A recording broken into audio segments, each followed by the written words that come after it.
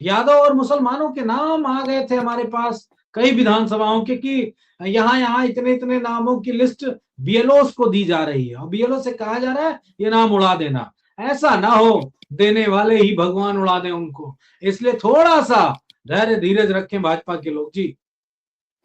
वही एक तो ये फॉर्म 7 की बड़ी चर्चा हो रही है। अभी तक लोग फॉर्म 6 समझते थे, इस बार फॉर्म 7 बड़ा चर्चा में आया है। फॉर्म 7 में लोग आपत्ति जताते हैं कि फलाना आदमी इस आवास पे नहीं रहता है या उसका निधन हो गया इसलिए उसका नाम काट दिया जाए। अब ये दावा किया जा रहा है कि सुल्तानपुर में किसी नंदलाल नामक व्यक्ति ने 100 फॉर्म उसने फॉर्म 7 के भरे, उसके सिग्नेचर, इसमें तमाम मतदाताओं के नाम काटने की उसने अपील की है। तो ये फॉर्म 7 वाला मामला क्या है? मतलब ये आप कैसे कह रहे हैं कि ये जो आपत्ति है सिर्फ सपा के वोटर के लिए हो सकता है? भाई कोई इसमें भाजपा को भी वोट देता हो, आपके पास ये कैसे पता कि फलाना आदमी सपा को भी वोट देगा? भाई मेरा भी नाम कटवा दिया गया है। ये सभी को नहीं नहीं नहीं, ये सभी को पता है कि किसका वोट है, क्यों वोट है, किस लिए वोट है। और जो नंदलाल वाला प्रकरण है, अब तक समाजवादी पार्टी शिकायत कर चुकी है, सारे प्रूफ दे चुकी है चुनाव आयोग को। चुनाव आयोग ने किस पे कार्रवाई की? बीएलए जेल गए, बीएलओ पे एफआईआर दर्ज हुई, संबंधित बीजेपी के कार्यकर्ताओं ने जो ये कुकृत्य किया है उन पे एफआईआर हुई। कुछ किया गया? नहीं किया गया। अगर ये सब नहीं किया जा रहा है तो आप हम समझ सकते हैं ना कि षड्यंत्र कौन करा रहा है। और हम तो यही कहेंगे कि इन लोगों को कानून सजा दे। और पाठक जी, अगर ये कानून सजा नहीं देगा तो कहते नहीं है जनता ही कानून बन जाती है। जनता की अदालत में अगर ये लोग गए तो फिर भरोसा नहीं कि सजा। अरे भाई मनोज जी एक तरफ तो आप समझ नहीं, एक तरफ तो आप कह रहे हैं कि सारे आपके मतदाताओं के नाम काटे जा रहे हैं, उसके बाद ये भी कह रहे हैं कि आप सत्ता में आएंगे तो मुकदमा होगा तो दोषी साहब जेल जाएंगे। तो दोनों कैसे संभव हो कि आपके मतदाता का नाम कट जाएगा? तीसरी बात भी कह रहे हैं, आप समझ नहीं पाए। हमने तीसरी बात भी कही कि अगर कानून इनको सजा नहीं देगा तो जनता की भी अदालत होती है। और जनता की अदालत में, एक मिनट रुक जाइए, जनता की अदालत में कौन सी धारा पे कितनी सजा है वो नहीं तय होती है, उसमें लात घूसे मुक्के चलते हैं, तब फिर किसी का कुछ भी हो सकता है। ये बात मैं बहुत जिम्मेदारी से कह रहा हूं, कुछ भी हो सकता है। इसलिए बीजेपी के लोग कम से कम वो किसी बात को जनता की अदालत तक न पहुंचाएं, ये मेरा अनुरोध है। अगर जनता की अदालत में कोई चीज चली गई तो भीड़ क्या हो जाती है आपको मालूम, सबको मालूम है। तो अगर आप किसी समुदाय का, किसी वर्ग का, किसी जाति का, किसी विशेष समूह का वोट काटने का प्रयास करेंगे तो फिर तो बीजेपी के लोग होशियार हो जाएं, क्योंकि उल्टी गिनती तो वैसे भी शुरू हो गई है जी। मनोज जी एक बात मेरे समझ में नहीं आ रही है, चुनाव आयोग यही चुनाव आयोग 2024 में था, तब भी आप लोग आरोप लगा रहे थे, उसके बाद भी आप लोग चुनाव जीत गए। तो यही चुनाव आयोग था, यही सरकार थी। आप जो आलोक जी कहना चाह रहे हैं वो हम लोग कैसे चुनाव जीते ये हम लोगों को मालूम है। समाजवादी पार्टी की जो रणनीति थी, जिस तरीके से 2024 में हमने मेहनत की, और ये तो बीजेपी को विश्वास ही नहीं था कि वो हार जाएगी उत्तर प्रदेश में। क्यों? क्योंकि हमारे नेता ने बहुत ही सोच समझ के काम किया था। मैं आपको एक फार्मूला बताता हूं और ये बात जान लें, इसकी काट बीजेपी के पास कोई नहीं है, कोई काट नहीं, सरेआम बता रहा हूं। बीजेपी के लोग 10,000 हर विधानसभा में उनकी व्यवस्था करते हैं बेईमानी की, 10,000। ठीक, क्योंकि बेईमानी की एक लिमिट होती है। अगर पूरी बेईमानी हो जाएगी तो वो नंगी हो जाएगी, वो दिखने लगेगी बेईमानी हो रही है। लेकिन वो छुप छुपा के करने वाली 10,000 का एक फार्मूला इनके पास है। समाजवादी पार्टी ने अगर 5 लोग विधानसभाओं को मिला के एक लोकसभा बनती है तो 50,000 की बेईमानी बीजेपी करती। बाकी वोट तो वो दे ही रहा है, राशन के नाम पे, हिंदू के नाम पे, मुसलमान के नाम पे, यादव के नाम पे, सबके नाम पे उसका वोट अपना बटा है। लेकिन हमारे नेता ने दूसरा फार्मूला लगा दिया। 50,000 की बेईमानी एक लोकसभा में थी, हमारे नेता ने 2.5 लाख, 2 लाख, 2.25 लाख वाला समीकरण लगा दिया। यादव नहीं लड़ाया, अयोध्या से पासवान लड़ा दिए, पासी जाति के प्रत्याशी उतार दिए जिनका वोट 2.25 लाख के करीब था पूरी लोकसभा में। वो जो बीजेपी अपने ऊपर पूरा पूरा क्लेम करती थी, तो मैं कट आपको गया, भी रोकूं, मैं आपको अभी रोकूंगा। कट हम गया लोग वो। सोचते, हमको तो कोई एक जी सज्जन बता रहे थे परसों फोन पे कि अयोध्या के जो पूर्व सांसद हैं लल्लू सिंह, उनको शायद वो पसंद नहीं आ रहे थे किसी आदमी को, इसीलिए उसने षड्यंत्र करके उनको हरवा दिया। वो कह रहे थे अगर उत्तर प्रदेश सरकार ने बुलडोजर नहीं चलवाए होते सड़क पे, अतिक्रमण नहीं हटवाया होता, लोगों के घर नहीं गिराए होते, तो हम चुनाव जीत गए होते। क्या हमसे मैं किसी नाराजगी थी? एक ना आप अयोध्या पे कॉन्सेंट्रेट हो रहे हैं, मेरा अयोध्या एक उदाहरण था। इस तरह हाँ, की बहुत सारी सीटें हैं। ऐसे समाजवादी पार्टी 37 सीट नहीं जीत गई है नहीं आलोक जी, उसमें आप, वो मैंने जीतने पूरी के लिए बात पूरी, बहुत। आपने मेरी बात पूरी नहीं होने दी। कह रहे थे भाजपा के कुछ नेता नहीं चाहते थे कि मोदी जी तीसरी बार प्रधानमंत्री बने, इसलिए उन्होंने सुनिश्चित किया कि कुछ जगहों पे भाजपा हार जाए, पूर्ण बहुमत ना मिले। अरे ऐसा कुछ ना, ये देखो एक बात बताएं, चित भी मेरी पट भी मेरी। बीजेपी वाले बड़े कौवा टाइप के लोग हैं। कौवा समझते अरे भाई होंगे ना, जो कैसे काला काला होता है। मैं उनकी बात को कैसे गलत मानूं? जब तक नेताजी अरे जिंदा थे, योगी जी दिवाली और दशहरा पे पहुंच जाते थे उनके घर। हम जो बात कह रहे हैं वो भी तो सुन लीजिए। बीजेपी के लोग बड़े कौवा प्रजाति के होते हैं। कौवा हाँ, वही जो मुड़ेर पे बैठ के काव काव करता है और टोंट मार देता है कहीं पे, आप जानते ही होंगे, मैं नाम नहीं लूंगा।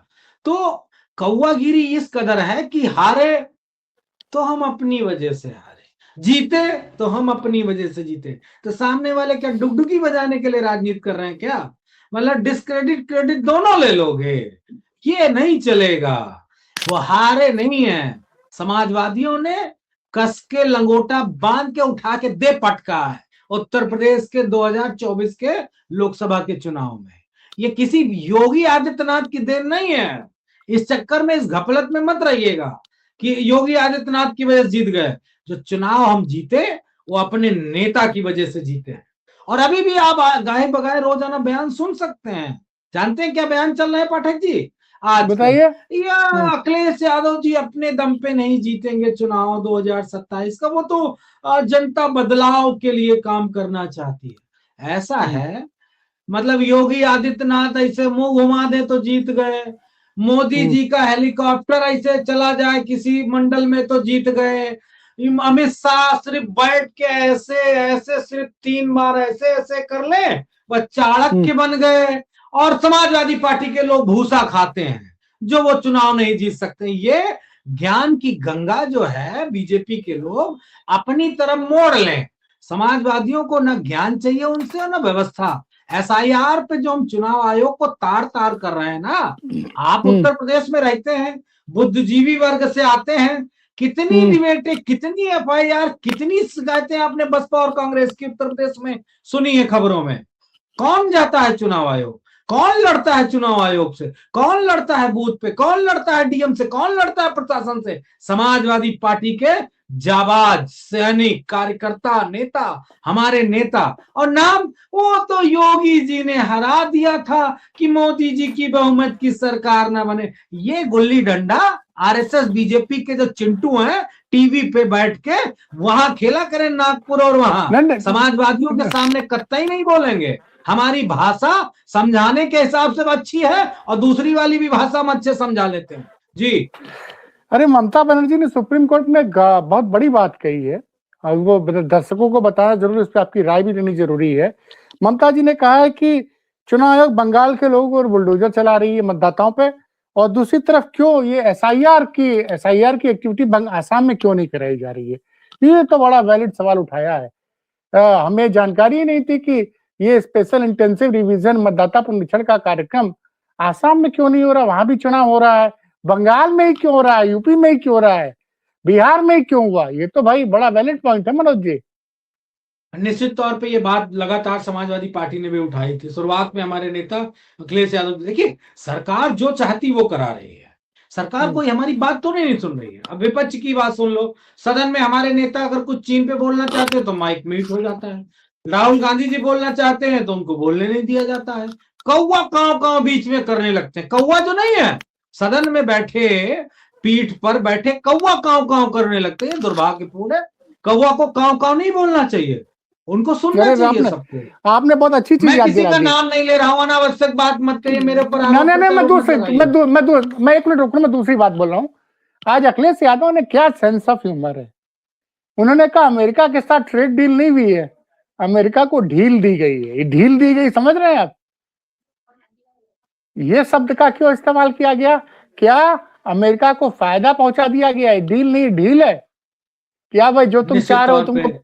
नहीं, जो मानी जी कह रहे हैं वो बिल्कुल सही कह रहे हैं।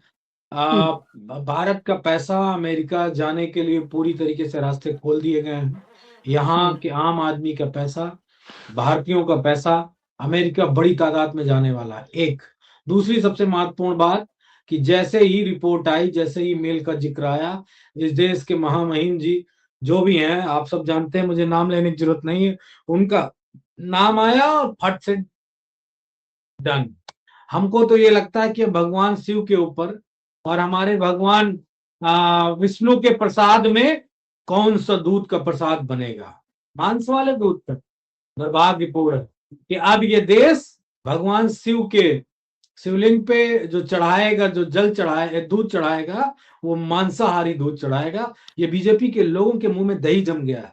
सारे बाबा, साधु, संत, धार्मिक आचार्य, गुरु, कोई नहीं बोल रहा, सब बिल्कुल शट अप माउथ हो गए। किसी के मुख से कोई शब्द नहीं निकलेगा। पाठक जी, यही डील अगर कांग्रेस कर रही होती ना, तो अब तक सीना ठोक ठोक के, पीट पीट के, सर के बाल मुड़ा मुड़ा के गंगा जी के घाट पे कितने अपनी 13वीं 10वां कर लेते अब तक, यही धार्मिक गुरु महोदय लोग। लेकिन अब नहीं बोलेंगे। अब भगवान शिव पर, भगवान विष्णु पर प्रसाद चाहे मांसाहारी गाय का चढ़े, दूध का, चाहे जैसा भी चढ़े, किसी को कोई फर्क नहीं पड़ता। मैं तो इन सब चीजों से बिल्कुल दिल करता है कि इनको कहां ले जाके समझाऊं इन लोगों को जो वन साइडेड देखते हैं। राम भद्राचार्य की टिप्पणी आनी चाहिए, मैं तो ये चाहता हूं। और कोई बुद्धिजीवी पत्रकार, उनके लेवल वाला ब्राह्मण जो पाठक ना हो, जो इस तरह का ना हो, जिनको उन्होंने नीच श्रेणी में ब्राह्मणों को रखा है, उच्च श्रेणी वाला कोई ब्राह्मण का जाके उनके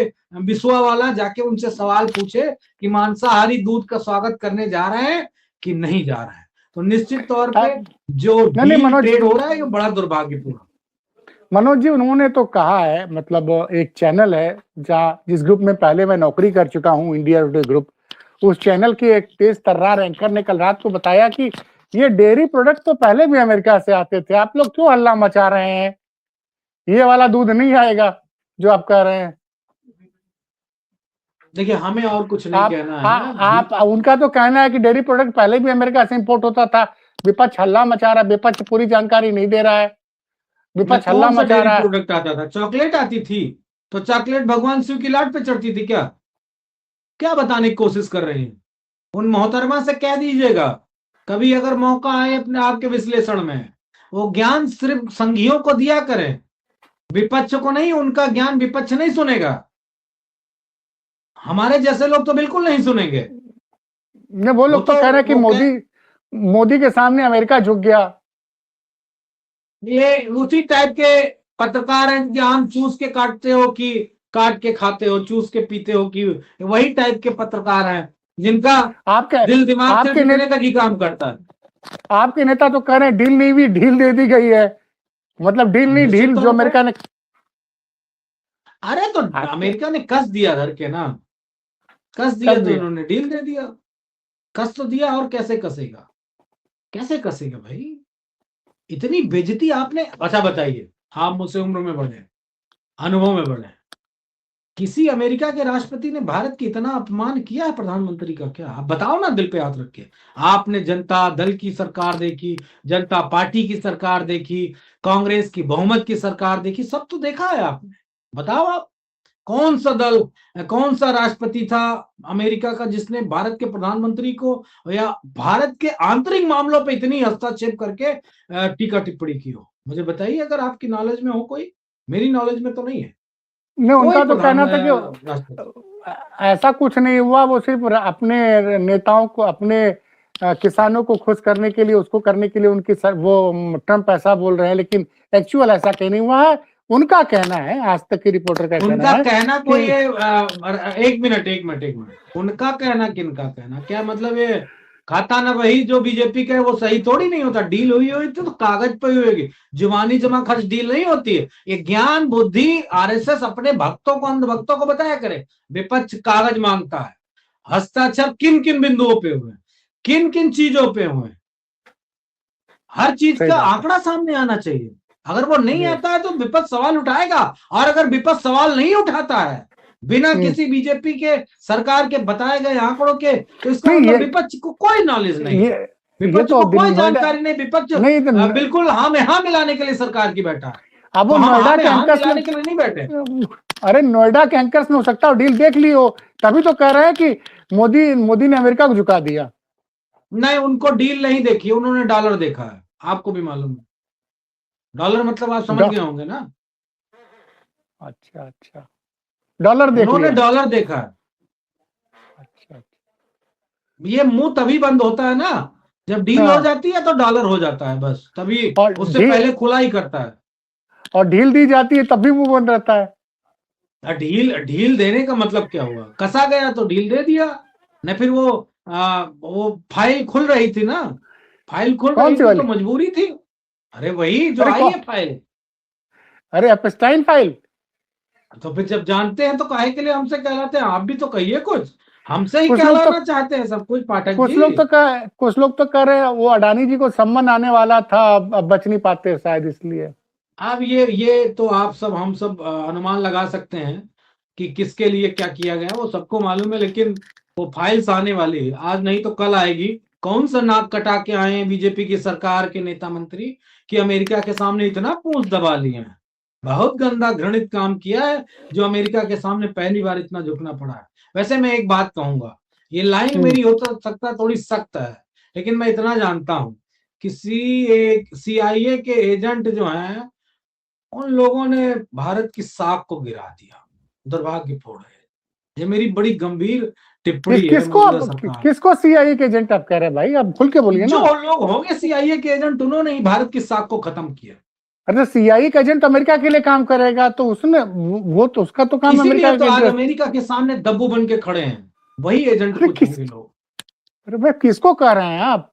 किसी का सरकार को नाम कह रहे लेने हैं? की क्या जरूरत है? देश को बताना है, देश समझ जाए कि भारत में मौजूदा जो सरकार है वो अमेरिका के सीआईए के एजेंट के रूप में काम कर रही है, ना कि भारत के संवैधानिक ढांचे के हिसाब से। दुर्भाग्यपूर्ण है। चलिए, बड़ा आरोप लगाया मनोज जी ने कि सरकार सीआईए के एजेंट के रूप में काम कर रही है, और ढील इसलिए दी गई है कि चूड़ी कस दी गई। इनके नेता ने कहा अमेरिका के साथ, अखिलेश जी ने कहा कि अमेरिका के साथ डील नहीं हुई, ढील दी गई है। और अखिलेश जी के प्रवक्ता जी कह रहे हैं कि ढील इसलिए दी गई है कि चूड़ी कस दी गई है। चलिए, इस मामले पर नजर बनी रहेगी। और सर के मुद्दे पे मुझे लगता है कि ज्ञानेश कुमार बुरी तरह से घिर गए हैं। सुप्रीम कोर्ट में सुनवाई जारी है। इधर अखिलेश यादव ने तो साफ साफ कह दिया है कि उनको अपने बिल्डिंग पे भारतीय जनता पार्टी का झंडा लगा लेनी चाहिए। धन्यवाद मनोज जी, बेबाकी से अपनी पार्टी का पक्ष रखने के लिए।